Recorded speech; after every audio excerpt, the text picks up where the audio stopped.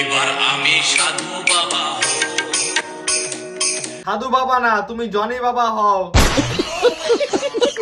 কারণ দুটা বউকে একসাথে দিলে এতদিন ধরে, এখন আবার পিছনে চার চারটা মাল নিয়ে বসে আছে।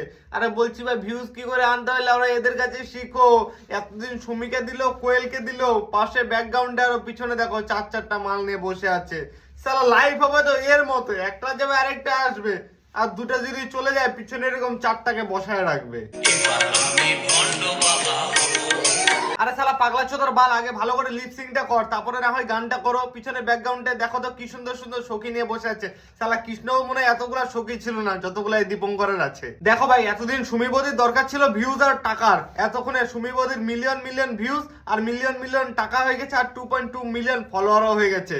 এখন আর কি বলবো ভাই, দীপঙ্করের পিছে ছাড়ি দিয়ে নিজের বরের কাছে গেছে, এখন নিজের বরের পেজটাও তো উঠাতে হবে, তাই না? এসব স্কিম, এসব আর কোনো কিছু না, বুঝতে পারছো? কেউ কারোর সাথে রাত্রেবেলা থাকুক বা না থাকুক, কিন্তু দীপঙ্কর সুমির সাথে ঠিকই ছিল।